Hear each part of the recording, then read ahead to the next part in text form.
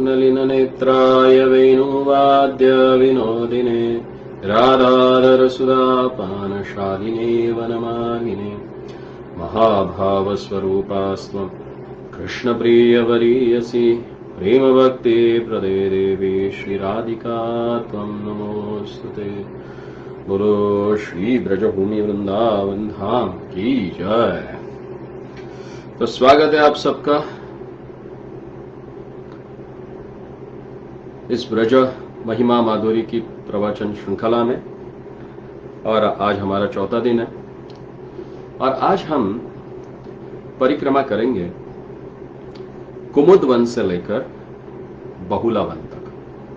तो बहुला वन के मार्ग पर हमें कई सारे स्थान देखने के लिए मिलेंगे। तो उसमें से सबसे पहला स्थान है जिसको उस पार कहा जाता है। फिर उसके बाद से मानुको नगर है, फिर लगायो है, उसके बाद फिर गणेशरा यानी गंधेश्वरी वन कहा जाता है, फिर दथिया है, फिर आयोरे है, फिर गौराई है, फिर छठीकरा और फिर गरुड़ गोविंद के दर्शन करके हम फिर बहुला वन पहुंचेंगे। तो आइए शुरुआत करते हैं आज की चतुर्थ दिन की हमारी जो परिक्रमा है उसके लिए। तो जैसे ही कुमुद वन से हम आगे निकलते हैं और मथुरा से लगभग 6 मील की दूर और शंतनुगुण से 2 मील की दूर पे मथुरा के पश्चिम में एक स्थान है जिसको दतिया कहा जाता है। इसी स्थान पे भगवान ने दंतवक्र का वध किया था। जब भगवान पद्म पुराण में कहा गया है कि सूर्य ग्रहण के समय भगवान श्री कृष्ण को मिलने के लिए सारे ब्रजवासीगण नंद बाबा सहित अन्य गोपगण और श्री कृष्ण की जो प्रियतम गोपियां हैं वे कुरुक्षेत्र पहुंचे और वहां पे भगवान श्री कृष्ण ने उनको आश्वासन दिया कि मैं शीघ्रातिशीघ्र पुनः वृंदावन आ जाऊंगा।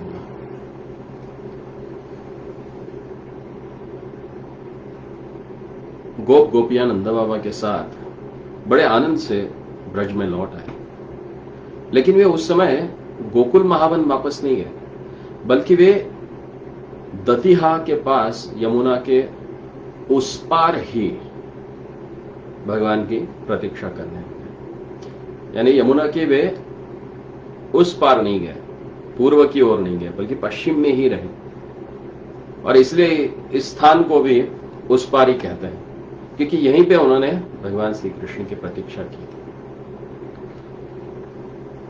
और जहां पे वे प्रतीक्षा कर रहे थे, जहां पे वे रहे, उसी स्थान को आज मगेरा या मघेरा नाम से जाना जाता है।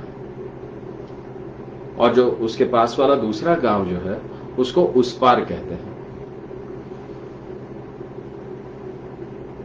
जब भगवान ने शिशुपाल को मारा, उसको मारने के पश्चात वे मथुरा आए। आकर फिर वे ब्रजवासियों को मिलने के लिए आगे चले और उसी समय उन्होंने यहीं पे दतिहा, ये जो स्थान है, यहीं पे उन्होंने दंतवक्र का वध किया और फिर जाके वे अपने माता पिता एवं सारे ब्रजवासियों से मिले। और यहां दंतवक्र का वध होने के कारण इस स्थान को दतिहा कहा जाता है।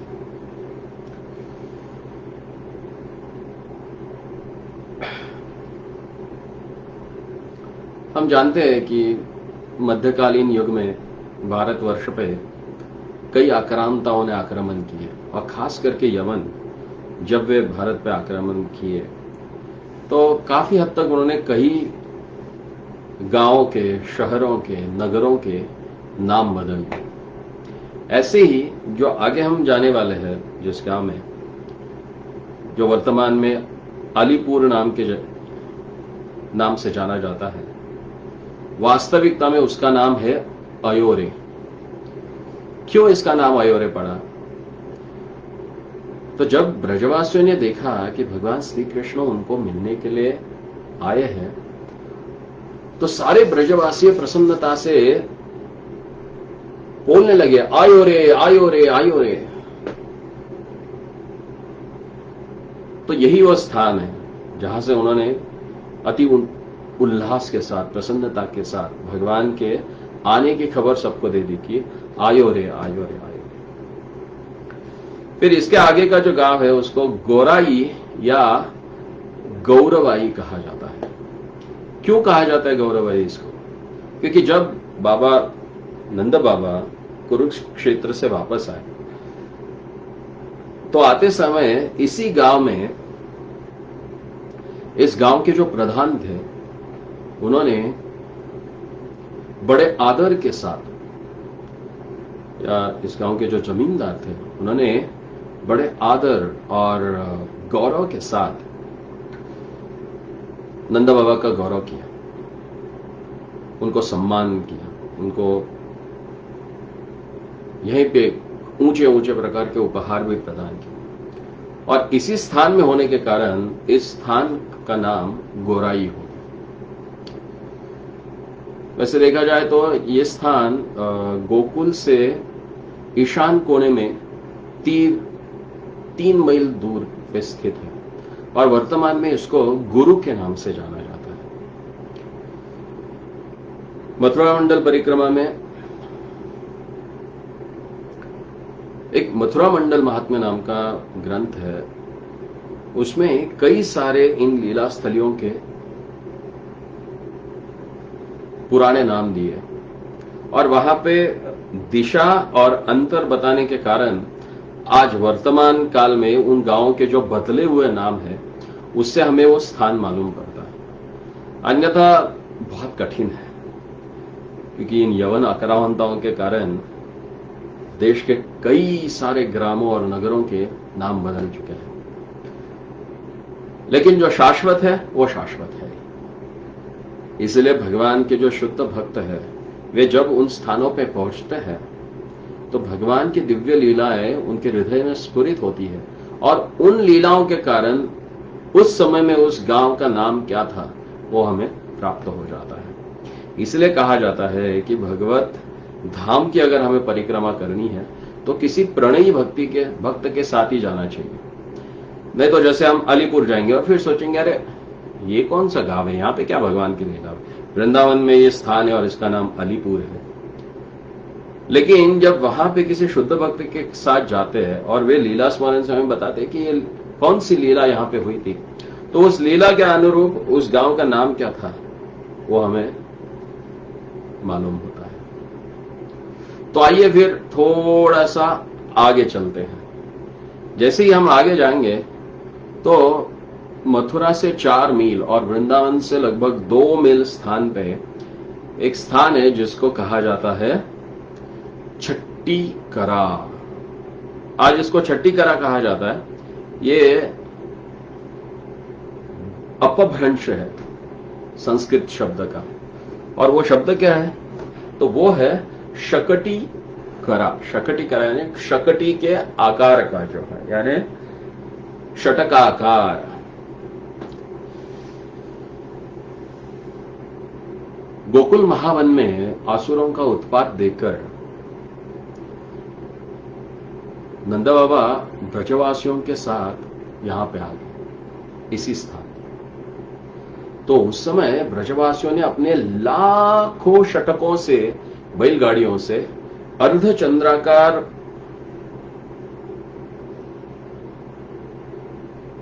रूप में अपना निवास स्थान स्थित किया और उसी के कारण इसको शकटाकार या छट्टीकार के नाम से आज ये प्रसिद्ध है। और भगवान श्री कृष्ण और बलराम जी जब यहां पे स्थित थे तभी वे वृंदावन एवं आसपास का जो क्षेत्र है उन क्षेत्रों में गोवत्स और गोचारण के लिए जाते थे और यहीं से भगवान श्री कृष्ण ने वृंदावन की जो रासादी लीलाएं हैं उनका संपादन किया है। और उस समय वृंदावन इतना समृद्ध शहर नहीं था जैसे आज हमें दिखाई देता है। जैसे शहर नहीं, नगर जितना आज समृद्ध नगर दिखाई देता है, बड़े बड़े इमारतों के साथ, आश्रमों के साथ, मंदिरों के साथ, उस समय नहीं था। बल्कि वहां पे क्या था कि नाना प्रकार के कुंज थे, लताएं थी और रमणीय वनों से वो सुसज्जित था। आज बहुत ही मुश्किल से आपको कुछ कुंज, या अगर सेवा कुंज, निधिवन छोड़ा, तो वृंदावन में आपको कहीं पे आज इतनी लताएं या रमणीय वन या कुंज नहीं दिखाई देते। लेकिन यही वो स्थान है जहां पे भगवान ने बहुत सारी सुंदर सुंदर लीलाएं की। छठीकरा के पास ही वो जो दिल्ली आगरा का महामार्ग है, वहीं पे हम अगर दिल्ली की तरफ अपना मुख करके खड़े रहते हैं महामार्ग पे, तो बाएं हाथ से जो मार्ग राधाकुंड की ओर जाता है, उसके दूसरे बाजू में दाहिनी ओर थोड़ा सा आगे जाने के बाद एक मार्ग अंदर से वृंदावन की तरफ चलता है, जिसको आज वीआईपी रोड कहा जाता है। तो उसी पे ही गरुड़ गोविंद जी का सुंदर मंदिर है। यहां पे आपको एक विशेष भगवान का रूप देखने के लिए मिलेगा। यहां पे भगवान श्री कृष्ण विष्णु रूप में है और गरुड़ की सवारी कर रहे हैं। तो कई कथाएं बताई जाती है इस लीला के बारे में कि एक दिन भगवान श्री कृष्ण जब गोचारण करते हुए सखाओं के साथ यहां आ गए और कई प्रकार की सुंदर लीलाएं, क्रीड़ाएं वो अपने मित्रों के साथ, सखाओं के साथ यहां पर किया करते थे। तो एक दिन उन्होंने क्या किया कि श्रीरामा सखा को गरुड़ बनाया और उसके ऊपर, उसके पीठ के ऊपर नारायण का रूप धारण करके वे सवार हुए। तो यहां पे आपको सुंदर गरुड़ बने हुए श्री रामा जी और श्री गोविंद जी का सुंदर दर्शन होता है। कल्पभेद से दूसरी लीला बताई जाती है कि रामावतार में जब श्री रामचंद्र जी मेघनाथ के द्वारा नागपाश से बंध गए और ऐसे लग रहा था कि लक्ष्मण जी और राम जी दोनों भी इस पाश के कारण असहाय हैं, तो उसी समय देवर्षि नारद से संवाद पाकर गरुड़ जी वहीं उपस्थित हुए और उनको देखने के पश्चात जिन नागों ने भगवान को पाश बना के बांध के रखा था, वे नाग प्राण के भय से भाग गए।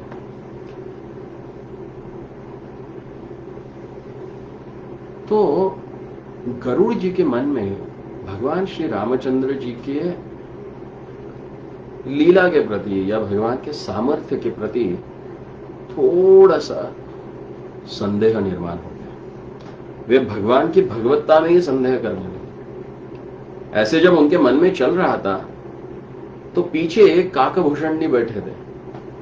भगवान श्री रामचंद्र जी के सारे लीलाओं के अगर कोई साक्षी है तो वह काकभूषणी। तो फिर काकभूषणी उन्होंने थोड़ा सत्संग किया और गरुड़ जी को समझाया कि आप अच्छी तरह से समझ लो कि भगवान भगवान है, वे किसी भी रूप में आए, उनकी भगवत्ता कभी कमी नहीं होती है। और जैसे आप देखिए लक्ष्मण जी जो साक्षात अनंत शेष है, उनको कौन बांधेगा? कौन से सर्पों की इतनी क्षमता है कि उनको बांधे? लेकिन ये भगवान की एक मनुष्य रूप लीला है। इस लीला में वे अपने भक्तों की महत्ता भी दिखाना चाहते हैं। गरुड़ जी की महत्ता दिखाने के लिए खुद शाप सर्पपाश में बंध गए और गरुड़ जाने के बाद सारे सर्प निकल गए। और जब गरुड़ जी ने काकभूषणी जी के साथ जो सत्संग किया, उसका परिणाम यह हुआ कि वे समझ गए उनकी क्या त्रुटियां हैं। और फिर उनका संदेह कब दूर हुआ? तो भगवान श्री कृष्ण के लिए। जब वे आए और देखा भगवान श्री कृष्ण को नर्वत लीला कर रहे, लेकिन कितनी सुंदर और रमणीय लीला है। वे स्वयं कृष्णावतार में भगवान की लीला यहां पे देखने के लिए आए। लीला देखने के पश्चात भगवान का सुंदर दर्शन किया। इसी स्थान पे गरुड़ जी ने गोविंद का दर्शन किया, इसलिए इसको गरुड़ गोविंद कहा जाता है। फिर इस गरुड़ गोविंद से जब हम थोड़ा सा आगे चलते हैं तो यहां पे एक गांव है जिसका नाम है गणेशरा। वास्तविकता में इस गांव का नाम पुराणों के अनुसार गंधेश्वरी है।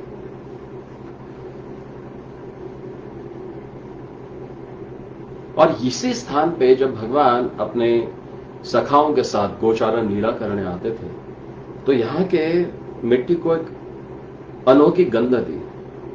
उस गंध को वो अपने शरीर पे उन गंध द्रव्यों को अपने अंगों पे वे धारण करते थे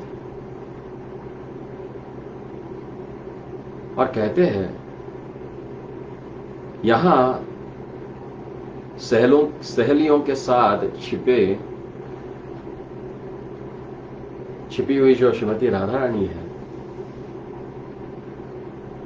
राधा रानी के शरीर का जो अंगराग है, उसका जो गंध है, या राधा रानी का जो एक नैसर्गिक स्वाभाविक गंध जो है, वो भगवान श्री कृष्ण को उनके प्रति आकर्षित करता।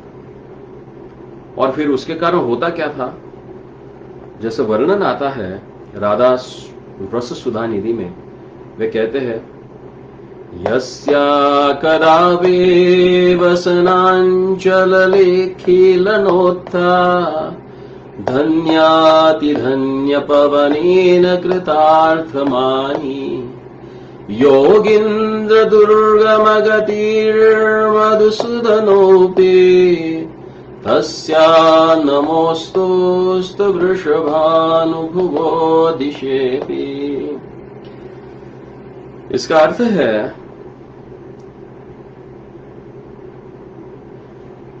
कि श्रीमती जी को देखकर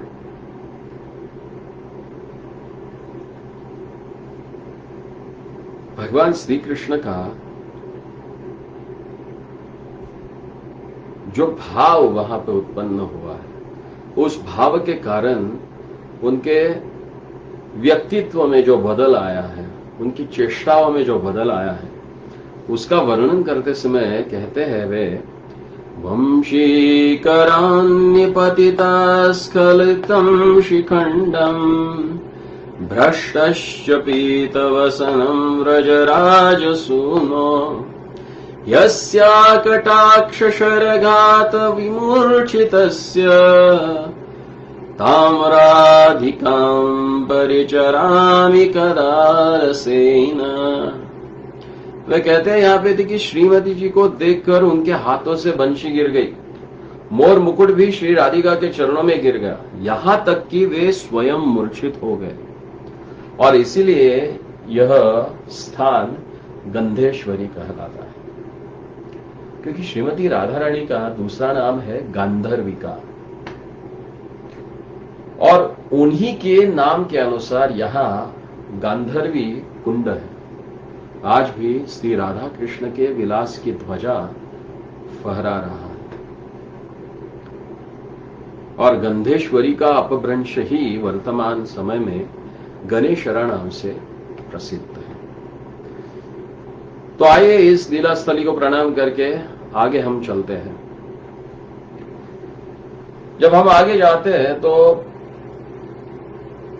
पश्चिम मथुरा के पश्चिम में 2 मील तथा शंतनु कुंड से ईशान कोण में 1 मील की दूरी पर एक गांव है जिसको खेचरी कहा जाता है। खेचरी का तात्पर्य है खे यानी आकाश और चर यानी जो विचरण करने वाली है। तो भगवान श्री कृष्ण की लीला में ऐसी कौन सी राक्षसी है जिसको खेचरी कहा जा सकता है? तो वो है पूतना, क्योंकि पूतना आकाश से गमन करती थी, इसलिए उसको खेचरी कहा जाता है। और वो इतनी क्रूर और शक्तिशाली थी कि कंस ने उसको अपनी बहन मान लिया, और कंस के ही अनुरोध से वो अलग अलग रूप धारण करके ब्रज के जो नवजात शिशु बालक थे उनको उठा के ले जाती थी और अपना उनको या तो मार डालती थी या फिर अपना दूध जो विष से भरा हुआ वो पिला के उनके प्राण हरण कर लेती थी और उसी बच्चों का रुधिर और मांस भक्षण करती थी। इतनी दुष्टा थी वो। और ऐसी ये राक्षसी एक सुंदर स्त्री का वेश करके जब नंदा बाबा के भवन में आ पहुंची और लाला को उसने उठाया और अपने स्तन को लगा दिया, तो लाला ने वो विष के साथ साथ उसके प्राण वायु भी हर लिए और उसके ऊपर इतनी अवैधों की कृपा कर दी कि उसको धात्र्योच्चतम गति ही अपने धाम में धात्री की गति प्रदान कर दी। तो ऐसे दयालु है हमारे भगवान। तो ये जो स्थान है ये है खेचरी, जहां पे पूतना निवास करती है।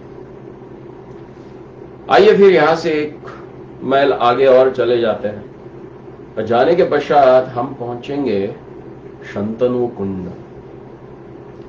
तो नाम से ही आपको स्मरण होगा कि शंतनु जो कुरुवंश के बहुत ही प्रसिद्ध राजा थे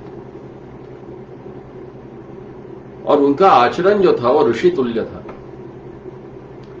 बड़े ही न्यायी थे, सत्यधर्मी थे, धर्मात्मा थे और अपने कार्य में अति कुशल भी थे। अगर आपने महाभारत पढ़ा हो या टीवी पे देखा हो या महाभारत की कथाएं सुनी हो तो महाराज शंतनु जो थे वे इसी स्थान पे आकर तपस्या किया करते थे। वर्तमान में इस स्थान का नाम सतोहा है, सतोहा। और ये मथुरा से लगभग 3 मील के दूर पे गोवर्धन मार्ग पे आता है। जब आप मथुरा से गोवर्धन की ओर चलेंगे उस मार्ग में 3 मील की दूरी पे ये शंतनु कुंड और शंतनु बिहारी जी का मंदिर है। ये वही स्थान है जहां पे महाराज शंतनु आके तपस्या करते थे। यहीं पे शंतनु बिहारी जी भगवान श्री कृष्ण का बहुत ही सुंदर मंदिर है। तो उस पार में जो एक धीवर रहता था,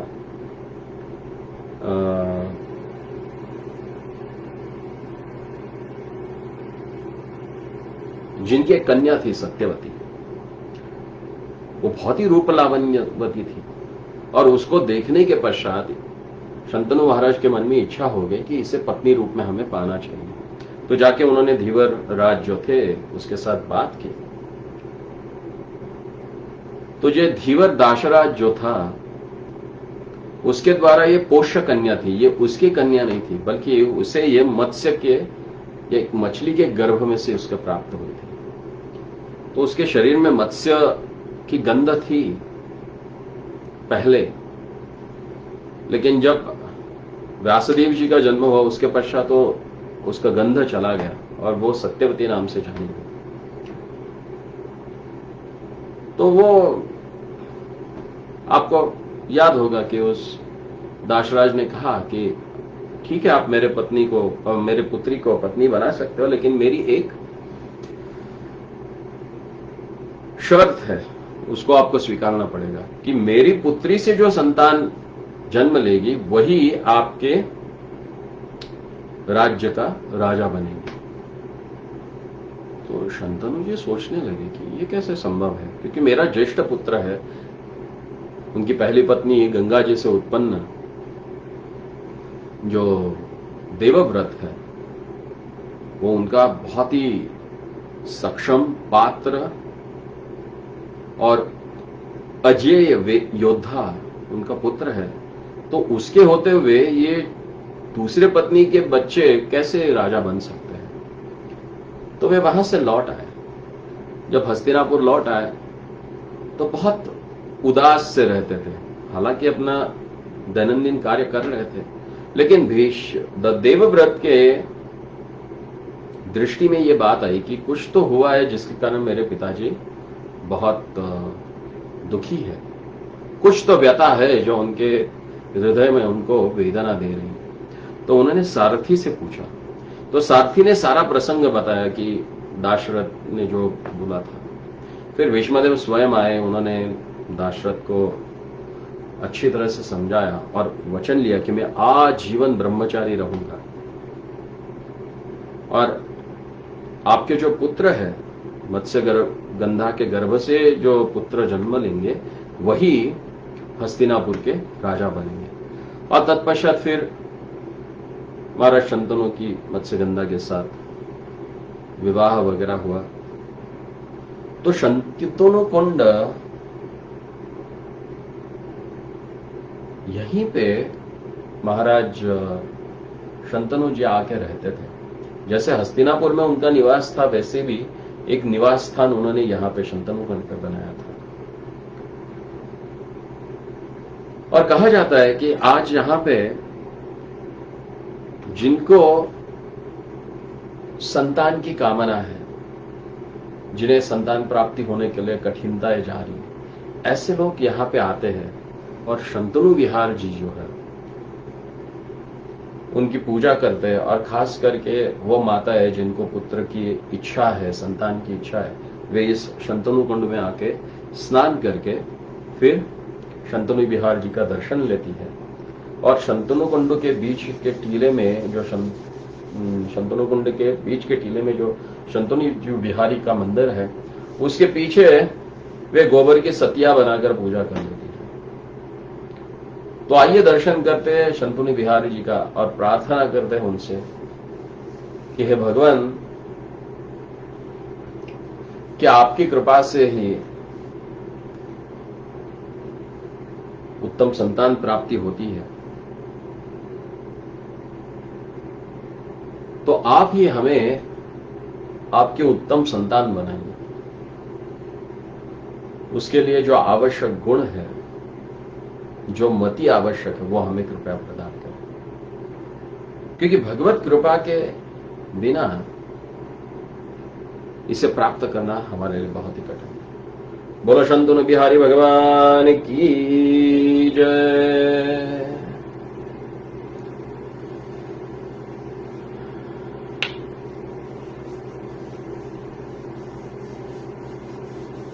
तो इस शंतनु कुंड से जब हम राधा कुंड की ओर चलते हैं तो मथुरा से पश्चिम में लगभग 7 मील की दूरी पर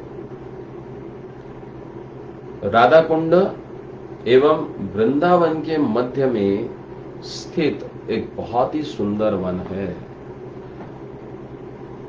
जिसको बहुला वन कहा जाता है।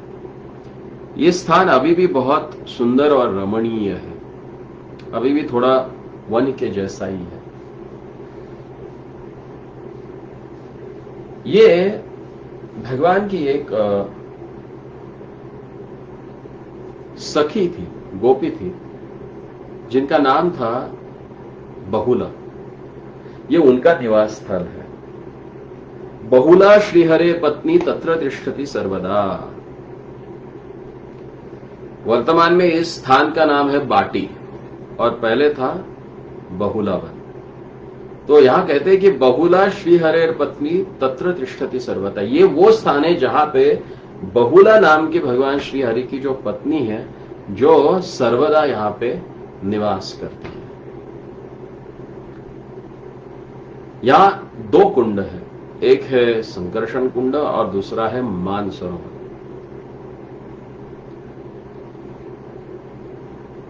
कहा जाता है कि कभी श्रीमती राधा रानी मान करके कुंज में छिप गई और कृष्ण ने उनके विरह में कातर होकर सखियों के द्वारा अनुसंधान कर बड़ी कठिनता से उनका मान भंग किया। और जनश्रुति है कि जो लोग जैसी कामना कर उसमें स्नान करते हैं उनके मनोरथ सफल हो जाते हैं। और कुंड के तट पर स्थित मंदिर में श्री कृष्ण, बाघ, गाभी, वत्स और एक ब्राह्मण की मूर्ति विराजमान है। और लोक कथा के अनुसार किसी समय बहुला नाम की एक गाय इस सरोवर में पानी पी रही थी। उसी समय एक भयंकर बाघ ने उस पर आक्रमण करके उसे पकड़ लिया।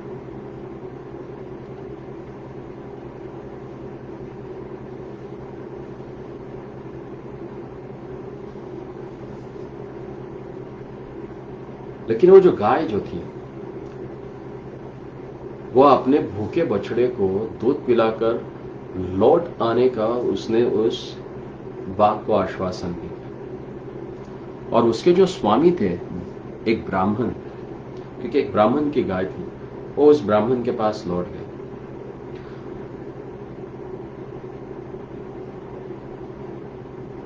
और उसने अपने द्वारा दिए गए वचन को सुनाकर अपने बछड़े को भरपेट दूध पी लेने के लिए कहा। और जब उस बछड़े ने सुना कि मेरी मां को कोई बाघ खाने वाला है, तो उसने दूध पिया नहीं और उसने हट किया कि हे मां, मैं तुम्हारे साथ ही आऊंगा। और जब ये दोनों का संवाद चल रहा था, तो जो ब्राह्मण था जिनकी ये गाय थी, वो उसे सुन रहा था। तो उसने सोचा कि ये दो मां बेटों में इतना प्रेम है, तो क्यों ना मैं स्वयं जाकर उस बाघ का भोजन बन जाऊं और बाघ से मैं विनती कर लूं कि ये दोनों को छोड़ दे। तो ये तीनों एक साथ जाके उस बाघ के सामने खड़े हो गए। तो बाघ सोचने लगा, मनुष्य तो दुबला पतला है और बछड़ा तो बहुत छोटा है, इससे अच्छा है कि मैं गाय को ही खा लूं। और जैसे ही गाय को खाने ही वाला था, उसी समय भगवान श्री कृष्ण वहां पहुंचे। क्योंकि नमो ब्रह्मण्य हिताय गो ब्राह्मण हिताय च जगत हिताय कृष्णाय गोविंदाय नमः। भगवान श्री कृष्ण कौन है? तो गायों और ब्राह्मणों के हितैषी है। और जब देखा उन्होंने कि गाय और ब्राह्मण दोनों संकट में है, तो वे स्वयं आके वहां पर प्रकट हो गए। और भगवान श्री कृष्ण को देखने के पश्चात उस बाघ का हृदय जो है वो बदल गया। और भगवान श्री कृष्ण की कृपा से वह ब्राह्मण गाय और बछड़े को लेकर सकुशल घर लौट आया।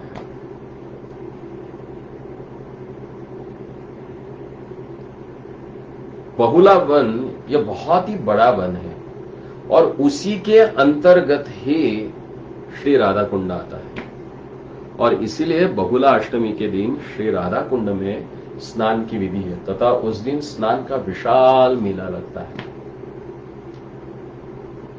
और भगवान श्री चैतन्य महाप्रभु वन भ्रमण के समय यहां के प्राकृतिक सौंदर्य को देखकर विवल हो गए।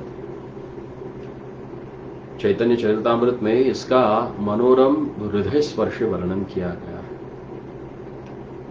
जिस समय श्री चैतन्य महाप्रभु ने इस बहुला वन में प्रवेश किया, उस समय वहां पर चलती हुई सुंदर सुंदर गायों ने चरना छोड़कर उन्हें घेर लिया। वे प्रेम में भरकर हुंकार करने लगी तथा उनके अंगों को चाटने लगी। गौओं के प्रेम भरे वात्सल्य को देखकर महाप्रभु जी के हृदय में प्रेम की तरंगे उठने लगी। वे पूरी तरह से भावाविष्ट हो गए और कुछ स्वस्थ होने पर उनकी लोरियों को सहलाने लगे। गौवे भी उनका संग नहीं छोड़ना चाहती थी, किंतु चरवाहों ने बड़े कष्ट से उन्हें किसी प्रकार रोका। उस समय महाप्रभु कोथाय कृष्ण कहकर भावाविष्ट होकर रोदन करने लगे, कहां है मेरे कृष्ण, कहां है मेरे कृष्ण। झुंड के झुंड हिरन और हिरनियां एकत्रित हो गई और निर्भय होकर प्रेम से महाप्रभु के अंगों को चाटने लगे। शुकसारी, कोयल, पपीहे, भृंग पंचम स्वर में गाने लगे। मयूर महाप्रभु के आगे आगे नृत्य करने लगे। वृक्ष और लताएं पुलकित होकर उठी और अंकुर नव किशलय एवं पुष्पों से भरपूर हो गए। वृक्ष और लताएं पुलकित हो उठे। वे प्रेम पूर्वक अपनी टहनी रूपी करपल्लवों से महाप्रभु के चरणों में पुष्प और फलों का उपहार देने लगे। महाप्रभु वृंदावन के स्थावर और जंगम सभी के उच्छ्वासित भावों को देखकर और भी अधिक भावाविष्ट हो गए। जब महाप्रभु जी भावाविष्ट होकर कृष्ण बोलो कहकर उच्च स्वर में रोदन करते, ब्रज के स्थावर जंगम सभी प्रतिध्वनित रूप में उनको दोहराते। महाप्रभु जी कभी कभी हिरन और हिरनियों के गले को पकड़कर बहुत ही कातर स्वर में रोदन करते। वे भी अश्रुपूरित नेत्रों से उनके मुखारविंद को प्रणय भरी दृष्टि से निहारने लगे। कुछ आगे बढ़ने पर महाप्रभु जी ने देखा, आमने सामने वृक्षों की डालियों पर शुक सारी परस्पर प्रेम कलह करते हुए श्री राधा कृष्ण युगल का गुणगान कर रही है। तो शुक बोलते हैं, मेरे कृष्ण मदन मोहन है।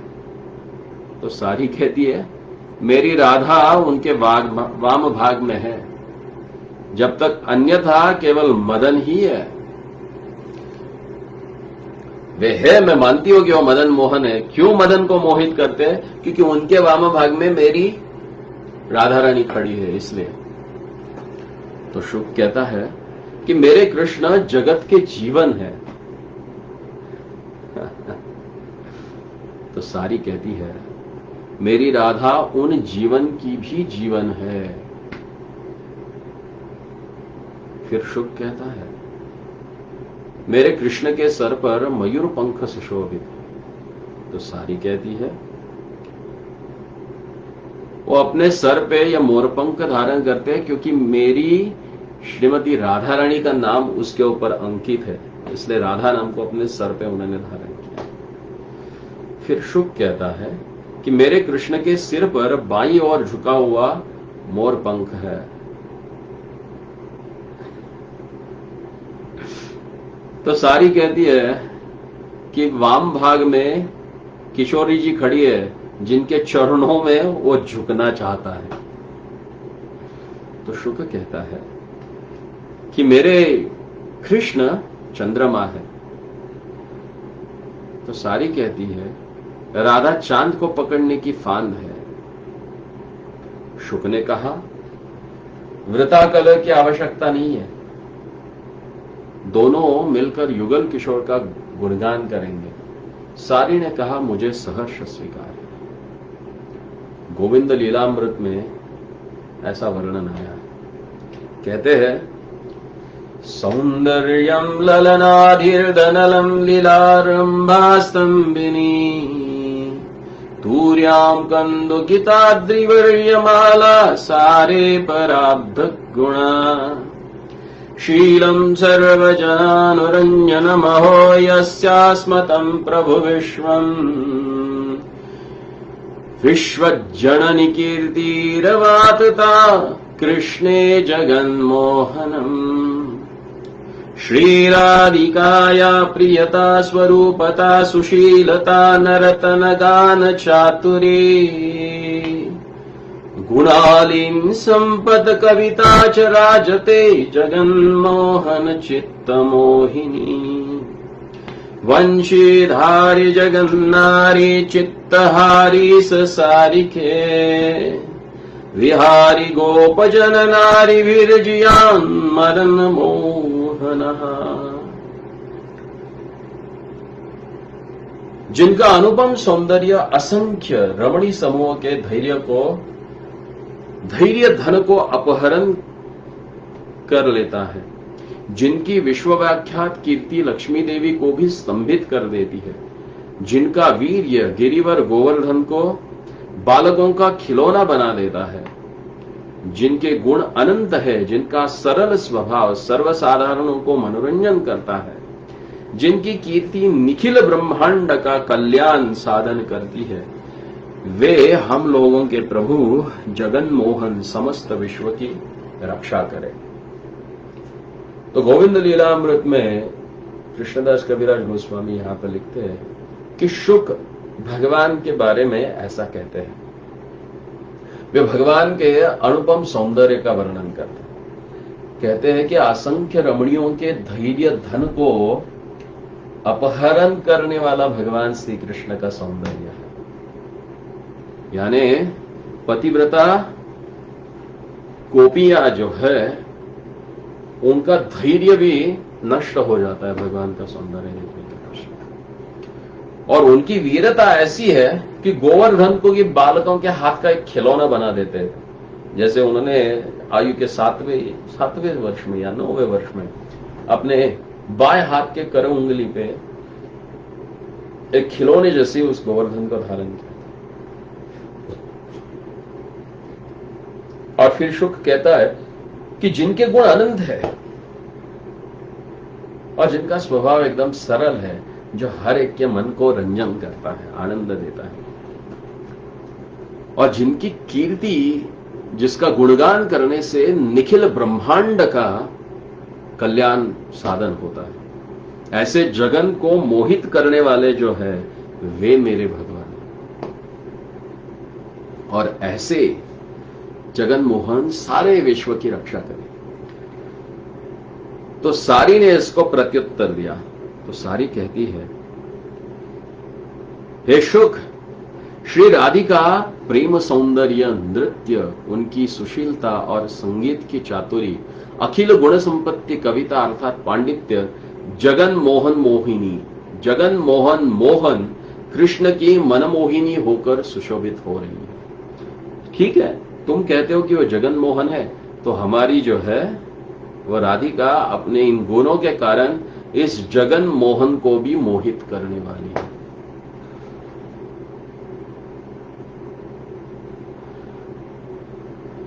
और जब चैतन्य महाप्रभु ने शुक और सारी के इस प्रेम कलह को सुना तो वो इतने विवल हो गए,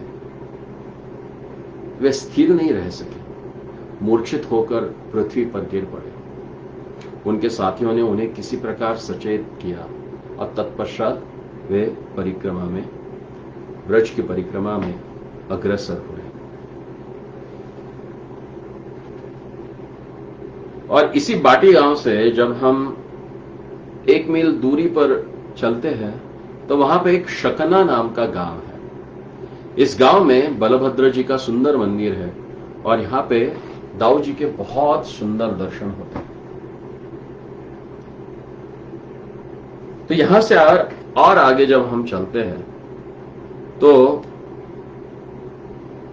एक लीला स्थली है। आज उस गांव का नाम है तोश गांव।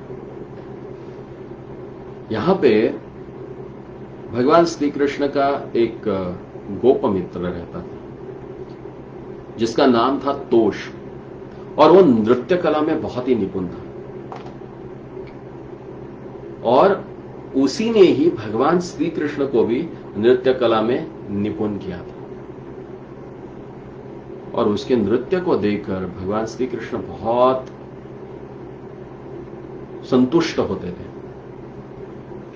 और यहां पे तरस कुंड है जिसके जल को पीकर गौवे, ग्वाल बाल, कृष्ण और बलराम बड़ा ही संतोष पाते थे। इसीलिए इस गांव का नाम ही तोष है, यानी जो तुष्ट करता है, संतुष्ट करता है। जब इस तोष गांव से 2 मील दूरी पर हम चले जाते हैं तो और एक गांव है जिसका नाम है जखीन ग्राम। अभी पूर्व में इस गांव का नाम था दक्षिण ग्राम।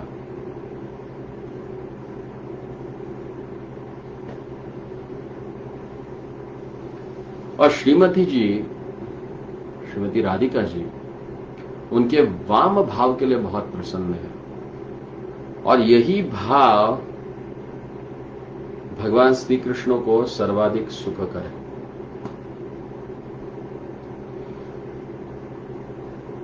श्रीमती राधा जी में अखिल नायिकोचित भाव विद्यमान तो है ही, लेकिन कभी कभी विशेष स्थिति में यही दक्षिण नायकोचित भाव का प्रकाश कर किशोरी जी ने श्री कृष्ण को आनंद दिया था, और इसलिए इस गांव का नाम ही दक्षिण ग्राम हुआ है।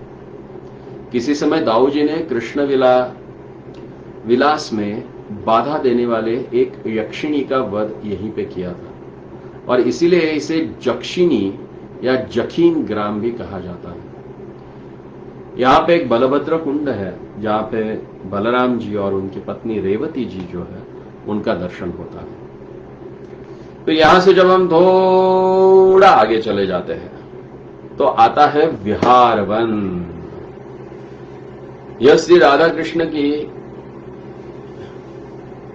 इस युगल जोड़ी की विहार स्थली है,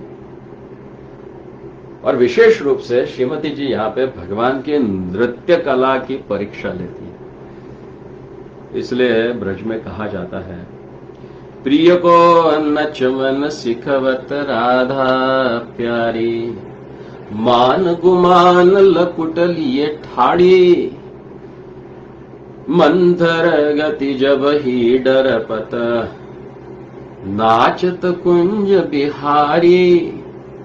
मान गुमान की छड़ी लेकर राधा प्यारी प्यारे कुंज बिहारी को नाचना सिखा रही है, किंतु जब राधा प्यारी के निर्देश के अनुसार क्षिप्र गति से नृत्य में कोई त्रुटि आ पड़ती है तो प्यारी जी ने आंखों की प्रखर दृष्टि से उन्हें ताड़न किया। यह विहार कुंड है जिसके निर्मल जल में ग्वाल बालों के साथ कृष्ण बलराम और गौए मधुर जल पिया करते थे। यहीं पे वे सुंदर जल विहार करते थे, और पास ही अति रमणीय कदम्ब खंडी भी है, जिसमें छोटी सी छतरी में भगवान श्री कृष्ण के चिन्ह दर्शनीय है, चरण चिन्ह दर्शनीय है। तो कदम खंडी कई जगह पे है। सबसे फेमस कदम खंडी तो नंदग्राम के पास की है। फिर यहां से थोड़ा आगे बढ़ते हैं तो हम पहुंचते हैं बसौती और राल ग्राम। तो वर्तमान में बसौती का नाम है बस्ती और राल का वर्तमान नाम है रारगा। और जिस समय नंद बाबा सपरिवार गोकुल महावन को छोड़कर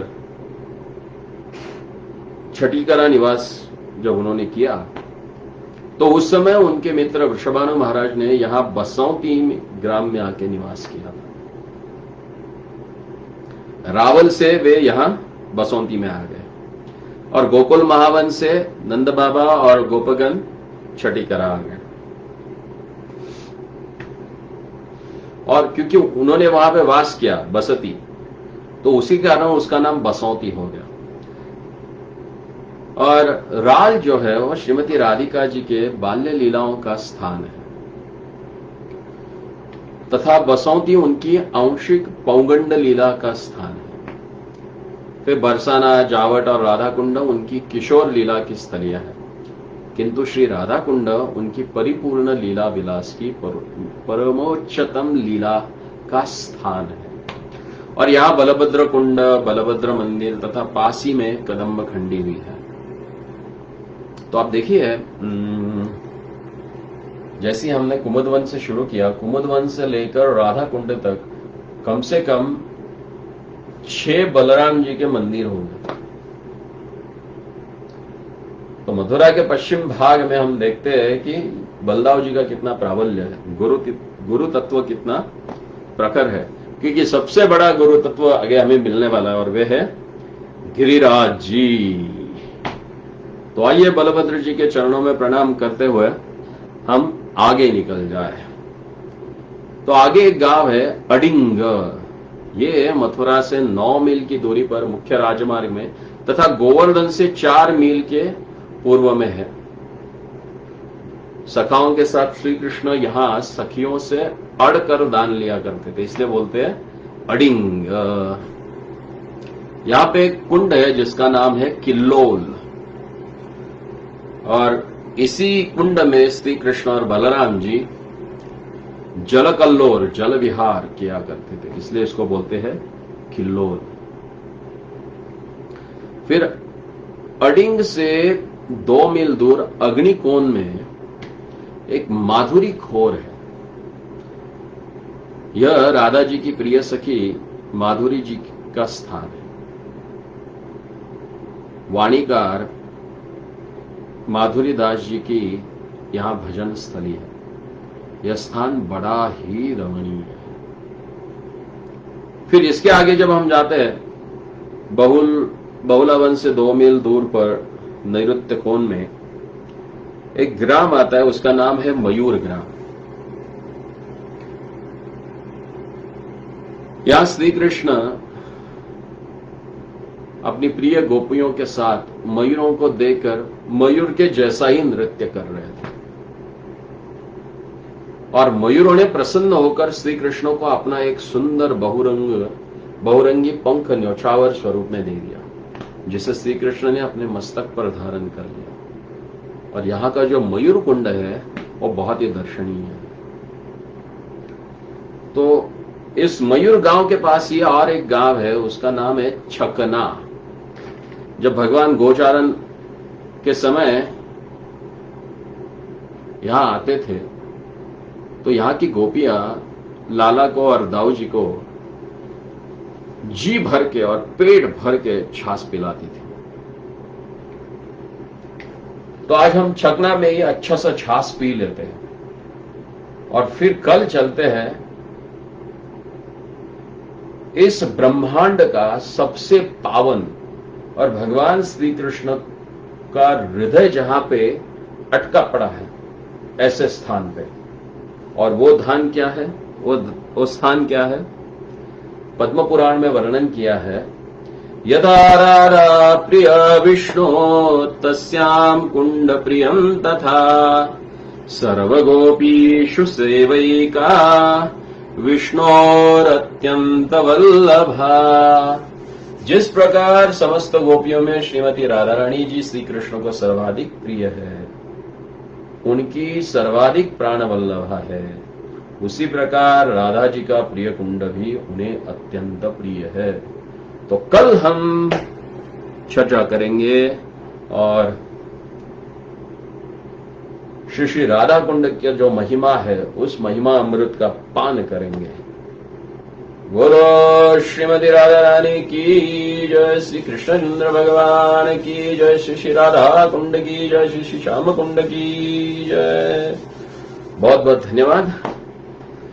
तो आज यहीं पे हम विश्राम करते हैं और फिर कल चलते हैं अति पवित्र, अति उत्तम, भगवत अति प्रिय स्थान पे, श्री श्री राधा कुंड।